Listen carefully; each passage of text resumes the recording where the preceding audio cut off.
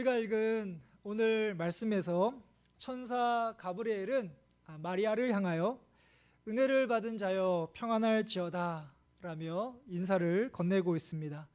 우리가 읽은 28절부터 29절의 말씀인데요, 그에게 들어가 이르되 은혜를 받은 자여 평안할지어다 주께서 너와 함께 하시도다 하니, 처녀가 그 말을 듣고 놀라 이런 인사가 어찌함인가 생각하매.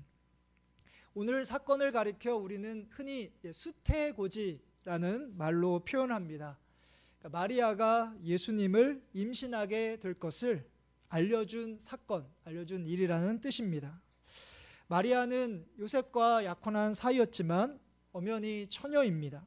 34절에 마리아가 말하고 있는 것처럼 그녀는 남자를 알지 못한 상태입니다. 쉽게 말하면 그녀는 요셉과 아직 성관계를 갖지 않았습니다. 그런데 곧 아이를 임신하게 될 거라는 말도 충격인데, 그 아이가 보통 아이가 아니라 바로 하나님의 아들 예수님, 그리고 이 세상을 구원할 분이라는 것을 바로 천사가 마리아에게 이야기해 주고 있습니다. 하나님은 이 사실을 마리아에게 알려주려고 이 천사를 마리아에게 보낸 것뿐만 아니라 바로 마리아의 마음을 평안하게 하기를 원하고 계십니다. 그 말씀이 28절 우리가 방금 전에 읽었던 은혜를 받은 자여 평안할지어다 라는 말씀이 있고요, 이와 비슷한 말씀이 또 나오는데 30절에 한 번 더 나옵니다. 30절의 말씀을 보면 천사가 이르되 마리아여 무서워하지 말라 내가 하나님께 은혜를 입었느니라. 하나님의 천사의 등장만으로 깜짝 놀라 앞으로 임신하게 될 처녀 마리아가 평안하기를 원하셔서 그리고 가브리엘을 보내십니다. 그 평안은 바로 마리아가 하나님의 은혜를 입었다라는 것에서부터 나옵니다. 사도 바울이 쓴 서신서를 보면 대부분 편지를 받는 수신자 교회를 향하여 사도 바울이 인사를 건네는 것으로부터 시작하는 것을 볼 수 있습니다. 예를 들면 고린도전서, 그러니까 사도 바울이 고린도 교회를 쓴 편지인 고린도전서 1장 3절의 말씀을 보면 사도 바울이 이렇게 인사를 하고 있습니다.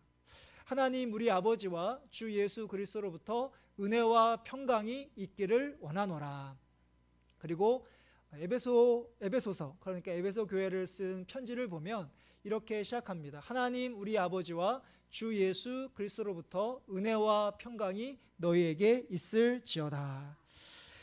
바울의 편지를 받는 교회 대부분은 그 당시에 예수님을 믿는 믿음 때문에 고난과 어려움을 겪고 있었거든요. 바울은 그들이 평안하기를 원했고 그 비결이 은혜라는 것을 알았습니다.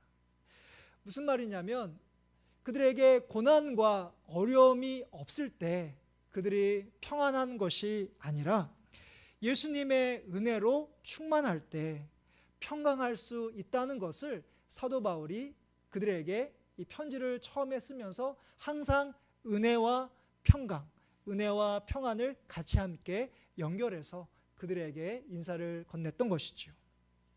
오늘 말씀에서도 지금까지 단 한 번도 이 세상 가운데 발생하지 않았던 일을 겪어야 할 마리아가 평안하기를 원하셨던 하나님은 그녀가 하나님의 은혜를 받은 자임을 아는 것을 통해서 무서워하지 않고 또한 두려워하지 않기를 원하셨던 것이죠. 말씀을 듣는 우리 서우교회 성도님들, 요즘 여러분들의 마음이 어떠신지요? 평안하십니까? 아니면 불안하고 두려운 마음이 많으십니까? 만일 우리의 마음이 불안하고 두려운 마음이 있다면 그 이유가 분명히 있을 것입니다. 채 한 달이 남지 않은 2025년 돌아보니 내가 이룬 것이 없고 또한 나의 믿음도 크게 자라나지 않은 것 같아서, 또 점점 시간이 지나감에 따라 우리의 몸이 약해지는 모습이 있어서, 또한 자녀들의 삶과 신앙을 보면서 우리의 기대와 달라서 이런 등등으로 우리의 마음이 편치 않을 수 있습니다. 그러면서 반대로 내가 올해 열심히 신앙생활 했다면, 또한 나의 건강이 내가 생각했던 것보다 훨씬 건강했다면, 또 우리 자녀들이 하는 일들이 정말 형통하고 또한 믿음 생활도 잘 했다면 좋았을 텐데 라는 그런 아쉬움이 듭니다. 그랬으면 내 마음이 평안했을 것이라고 우리는 생각을 합니다. 그런데 과연 우리에게 있는 문제가 없다면 우리는 늘 평안할 수 있을까요? 문제가 없으면 잠시 우리가 평안할 수 있을지 모르지만 우리는 곧 있게 될 크고 작은 문제로 인하여 다시 평안하기보다는 마음이 불안하고 두려운 마음이 우리들 가운데 생기게 될 것입니다.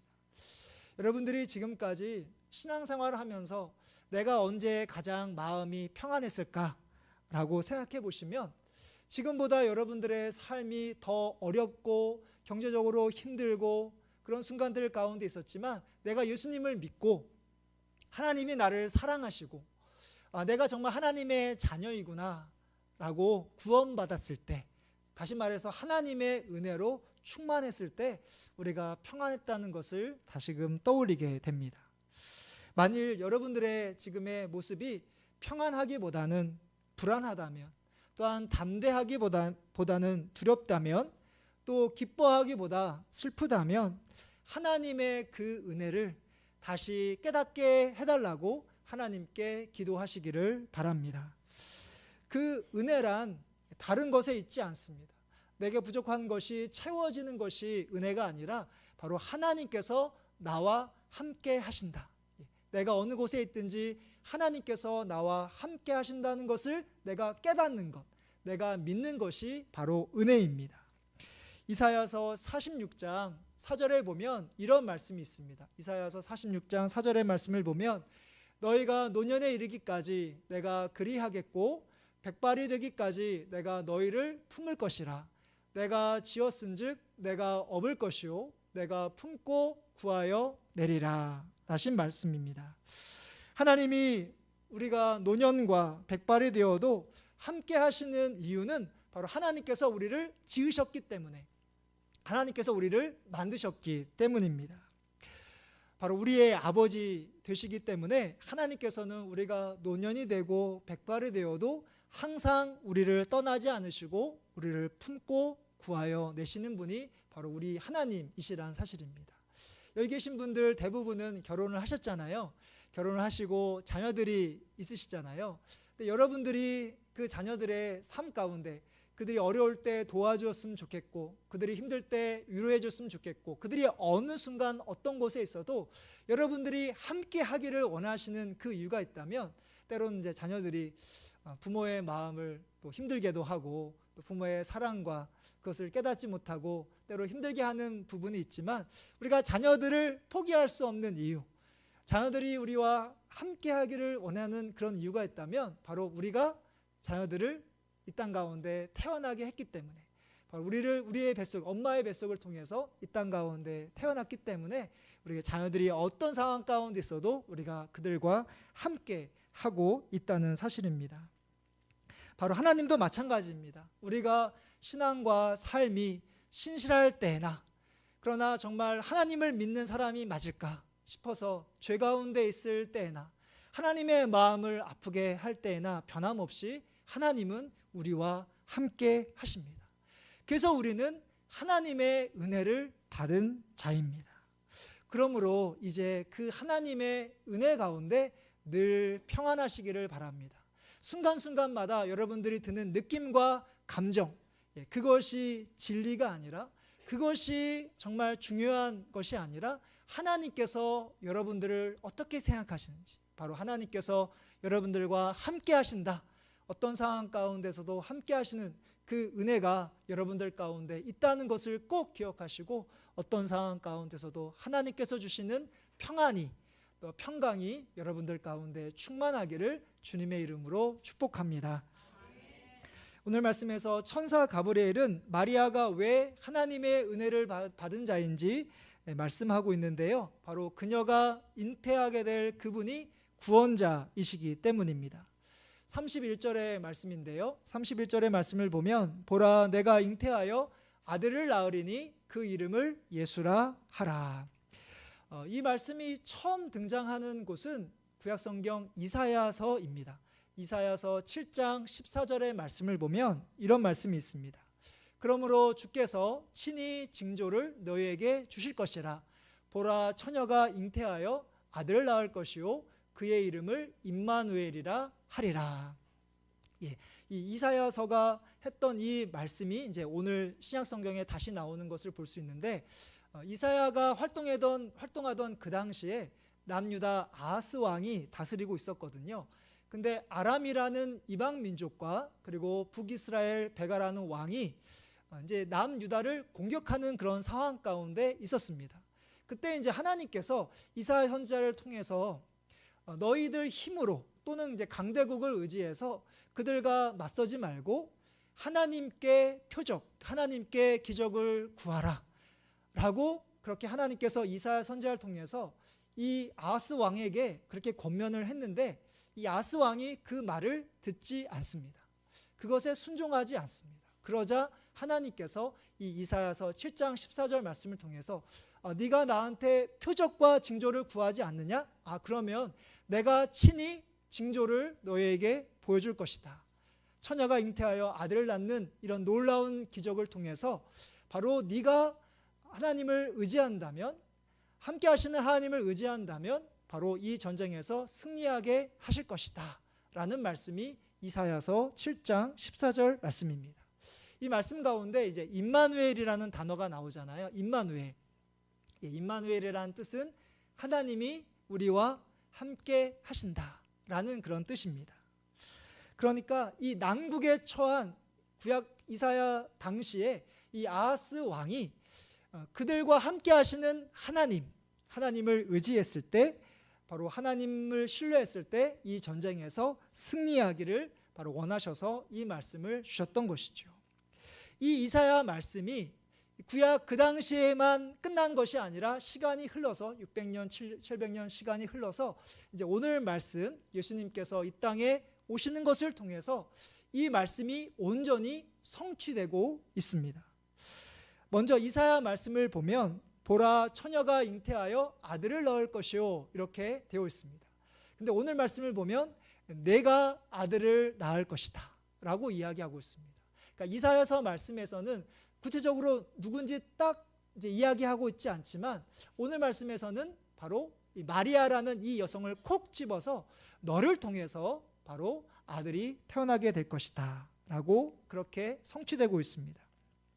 그리고 태어날 이 아들의 이름도 이사야 말씀에서는 임마누엘이라고 되어 있지만, 우리가 읽은 말씀을 보면 임마누엘보다는 예수라는 말로 바뀌고 있는 것을 볼 수 있습니다.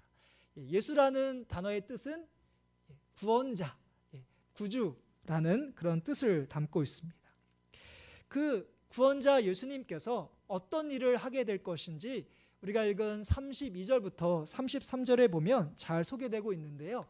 32절의 말씀을 보면 주 하나님께서 그 조상 다윗의 왕위를 그에게, 그러니까 예수님에게 주실 것이다.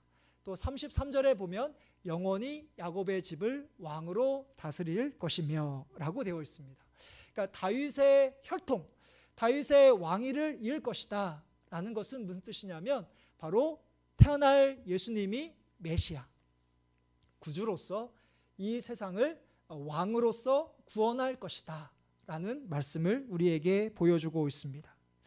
그러니까 하나님께서는 마리아라는 이 구체적인 한 여성을 통해서 그 당시에 이스라엘 백성들에게만 구원을 베풀어 주시는 왕이 아니라 온 세상을 구원할 왕으로 예수님께서 이 땅 가운데 태어나게 하실 것임을 오늘 말씀을 통해서 가르쳐주고 있었던 것이죠.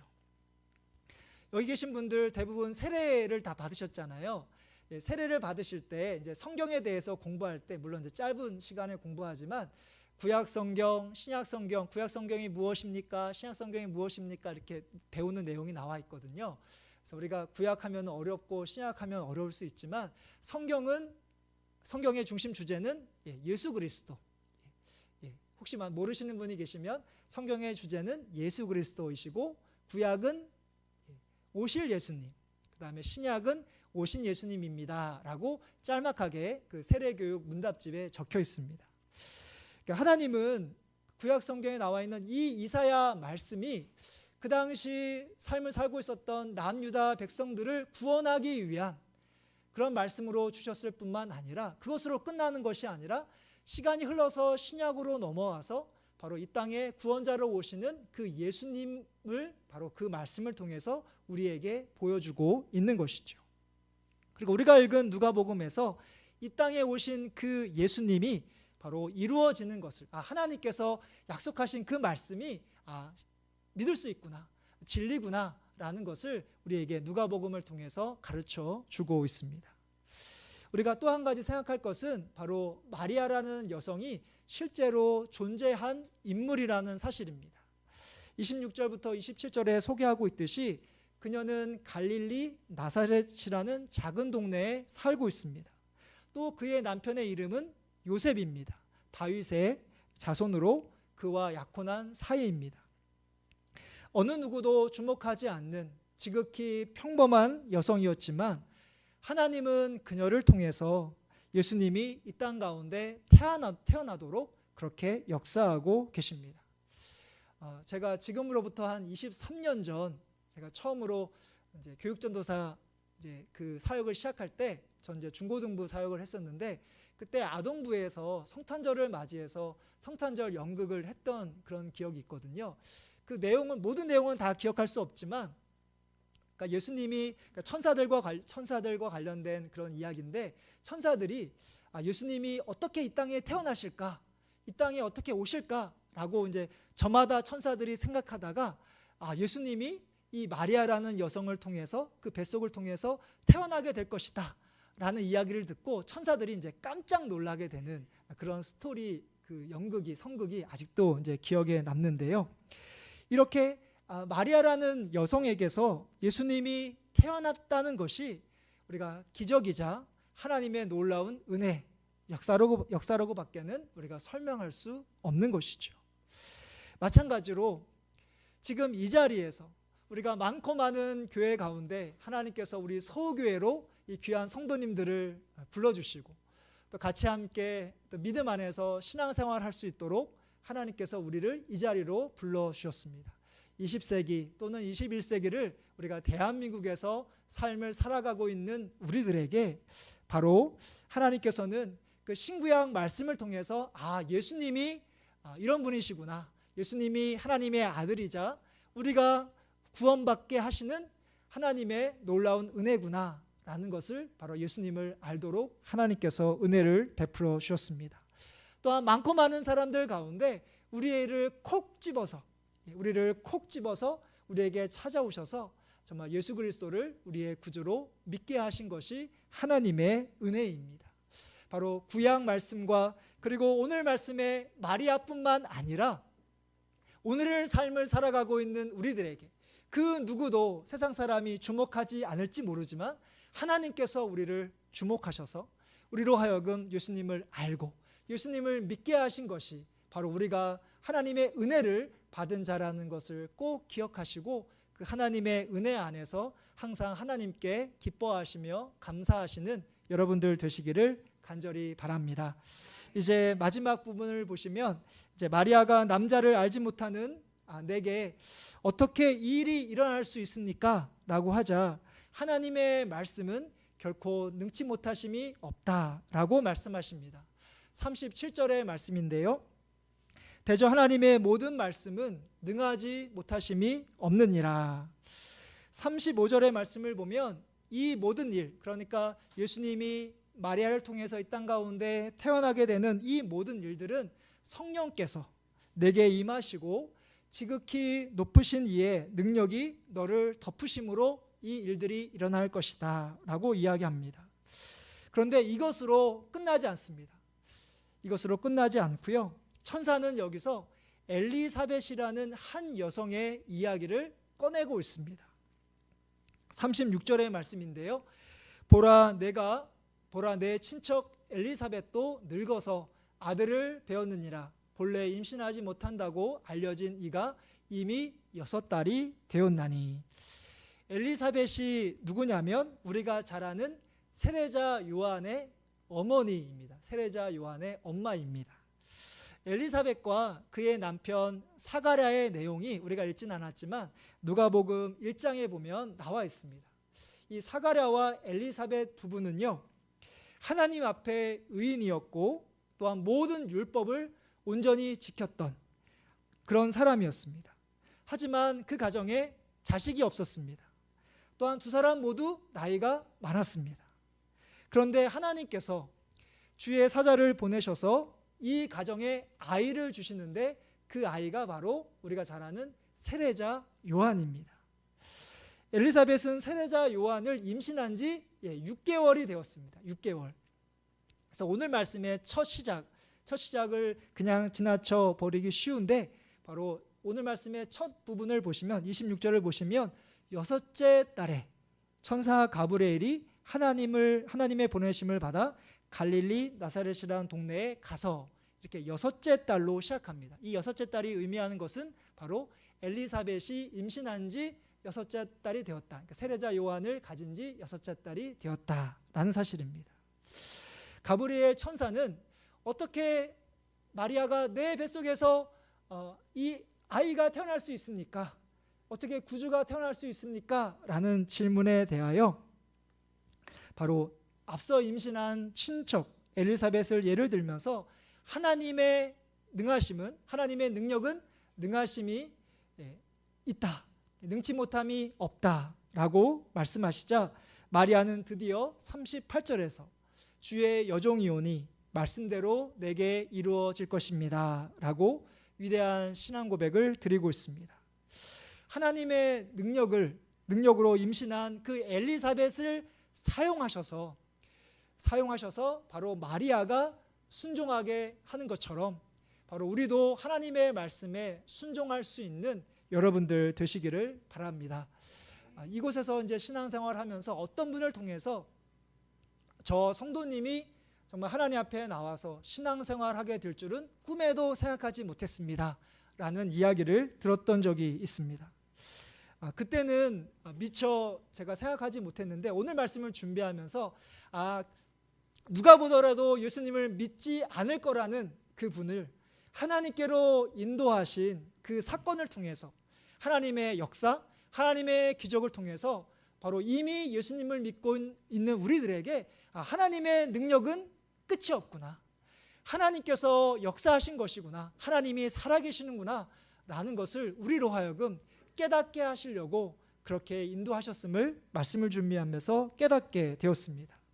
하나님은 이렇게 한 사람을 변화시키셔서 살아 역사하시는 하나님을 우리가 새롭게 믿도록, 그 하나님을 온전히 믿도록 하나님께서 인도해 주신다는 사실입니다. 앞으로 우리의 삶 가운데 하나님의 능력이 우리들 가운데 항상 흘러 넘치기를 바랍니다. 하나님의 능력이 여러분들의 삶 가운데 나타나기를 바랍니다.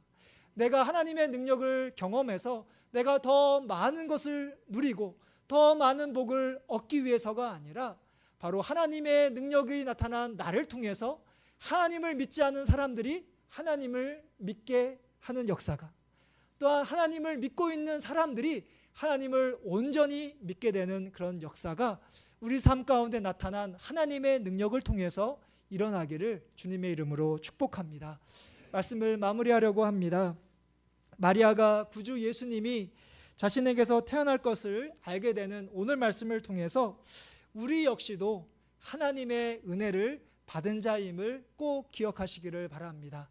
내가 하나님의 은혜를 받았기 때문에 나의 마음이 평안할 수 있다는 것을, 그러니까 나의 힘으로 내가 평안을 누리는 것이 아니라 또 내게 문제가 없을 때 평안한 것이 아니라 하나님의 은혜로 머리에서부터 발끝까지 충만했을 때 하나님의 은혜가 우리의 마음을 평안하게 하실 수 있다는 것을 꼭 기억하시고, 특별히 하나님의 은혜 가운데 내가 예수님을 알고 예수님을 믿어서 구원받은 세상에 많고 많은 사람들 가운데 나를 콕 집어서 예수님 믿게 하신 그 하나님의 은혜를 받은 자라는 것을 기억하시고, 지금처럼 하나님의 능력이 계속해서 여러분들을 통해서 믿지 않는 사람들에게, 또 믿는 사람들에게 나타나서 많은 사람들이 하나님의 말씀대로 순종하게 되는 놀라운 구원의 역사가 여러분들 통해서 나타나기를 주님의 이름으로 축복합니다.